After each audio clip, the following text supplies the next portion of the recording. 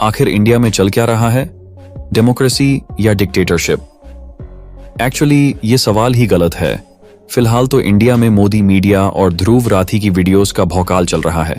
अभी लास्ट कुछ दिनों पहले सोशल मीडिया पर इन्फ्लुएंसर ध्रुव राठी की एक वीडियो वायरल हुई। वीडियो का टॉपिक था डिक्टेटरशिप। इस वीडियो के वायरल होने के बाद सोशल मीडिया को हिस्सों में बंट गया।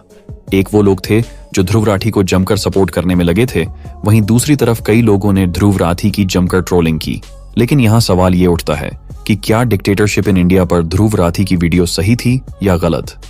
क्या सच में ध्रुव राठी ने जैसा कहा वैसा ही भारत में भी ऐसा कुछ होता है, या नॉर्थ कोरिया और रशिया की तरह यहां भी सरकार का अपना प्रोपेगेंडा चलता है? कहीं सच में डेमोक्रेटिक कंट्री कहा जाने वाला भारत डिक्टेटरशिप के रास्ते पर तो नहीं जा रहा? क्या है बीजेपी का पूरा सच?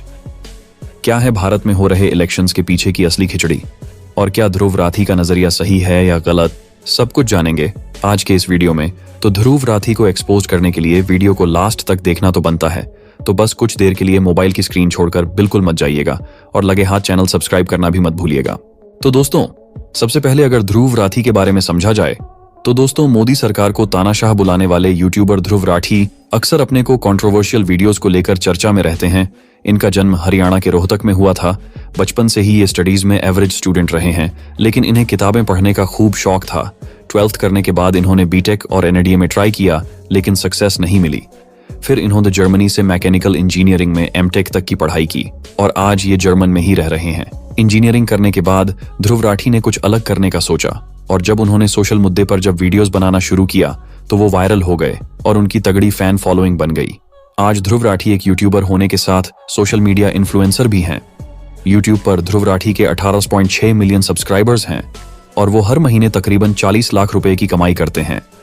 हाल ही में ध्रुव राठी ने एक वीडियो बनाया था जिसमें उन्होंने भारत की तुलना नॉर्थ कोरिया से की थी और कहा था कि देश मोदी के राज में तानाशाही की तरफ बढ़ रहा है।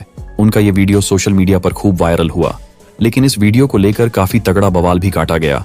तो अब समझना यह है कि ध्रुव राठी की ये वीडियो वाकई में सही थी या ये भी ऑपोजिशन का अलग ड्रामा है। तो दोस्तों, B.R. अम्बेडकर ने डेमोक्रेसी को डिफाइन करते हुए कहा था कि democracy is not just about voting, it's about ensuring that people's voices are heard. कहा जाता है कि जब कोई सरकार 2 बार से ज्यादा सत्ता में आ जाती है तो ये लोकतंत्र को राजशाही बना देती है। लेकिन सवाल ये है कि भारत में हर 5 साल बाद चुनाव होते हैं और देश की जनता ही देश के प्रधानमंत्री सहित मुख्यमंत्री को अपनी वोट के जरिए चुनती है। तो क्या सच में सच वही है जो हमें दिखाई देता है, या फिर यहाँ भी राजनीति का कोई गंदा खेल खेला जा रहा है? चलिए समझते हैं। अगर भारत का पिछले कुछ सालों का रिकॉर्ड देखा जाए तो ये बता साफ है कि भारत में वन नेशन वन पार्टी का हथकंडा अपनाया जा रहा है, जो डेमोक्रेसी वाली डिक्टेटरशिप का ही दूसरा पहलू है। यहाँ चुनाव तो हो रहे हैं, लेकिन सत्ताधारियों की मर्जी से ऑपोजिशन पार्टीज की आवाज बनने वाली मीडिया के मुंह में लॉलीपॉप दे दी गई है। अनइथिकल डील्स के तहत अलग अलग राज्यों के एमएलए की हॉर्स ट्रेडिंग की जा रही है। जनता ने जो राज्य सरकार चुनी है उनसे उनकी पावर्स छीनकर नए कानून बना दिए गए हैं। राजनीतिक फायदों के लिए भारत की इन्वेस्टिगेशन एजेंसीज का वेपनाइजेशन और मिसयूज किया जा रहा है। देश की प्रतिष्ठित खुफिया एजेंसियों जैसे ईडी और सीबीआई का प्रेशर बनाकर विपक्षी पार्टियों के राजनेताओं को जेल भेजा जा रहा है और राष्ट्रपति को अपने इशारों पर नचाते हुए राज्य सरकारों के काम में दखलंदाजी की जा रही है।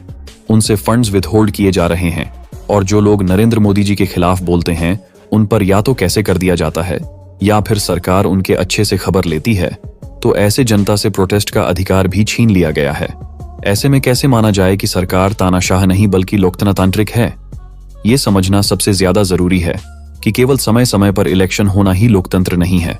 और इसका सीधा साधा एग्जाम्पल नॉर्थ कोरिया और रूस है, जहां की सरकार ही सरकार को चलती है और इलेक्शन होने पर भी वहां किम जोंग और पुतिन को सत्ता ही देश कंट्रोल करती है।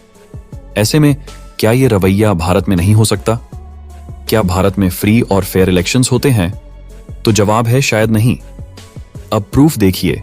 फरवरी 2024 में चंडीगढ़ में चुनाव हुए, जहां सिर्फ 36 वोट गिनने के लिए इतना बड़ा घोटाला हुआ कि लोगों ने सरकार लार सवाल उठाने शुरू कर दिए कि अगर वो 36 वोटों में ऐसे घोटाले करेगी तो लोकसभा चुनाव में क्या ही होगा। दरअसल चंडीगढ़ में सिर्फ 26 वोट गिनने के लिए 25% घोटाला किया गया और आम आदमी पार्टी की बनाई गई एलियंस के 20 में से 8 वोटों को बेवजह रिजेक्ट कर दिया गया और ये फ्रॉड सीसीटीवी में बकायदा रिकॉर्ड भी हुआ। बाद में सुप्रीम कोर्ट ने खुद इस मामले को लोकतंत्र की हत्या करार दिया। इससे पहले 2021 में असम में हुए चुनाव के दौरान भाजपा के नेता की गाड़ी से ईवीएम मशीन जब्त की गई और इलेक्शन कमीशन ने असम के इलेक्शंस को रिपोल घोषित किया। और ऐसी एक दो खबरें नहीं हैं, बल्कि सालों से ऐसी कई घटनाएं घट रही हैं जो ये सोचने पर मजबूर कर देती है कि वास्तव में जनता सरकार को चुन रही है या फिर सरकार ही सरकार को। अगर पिछले रिकॉर्ड्स की तरफ ध्यान दिया जाए तो क्लियर हो सकता है कि मामला आखिर है क्या। दोस्तों, देश में मौजूद इलेक्शन कमीशन किसी के बाप की जागीर नहीं होती।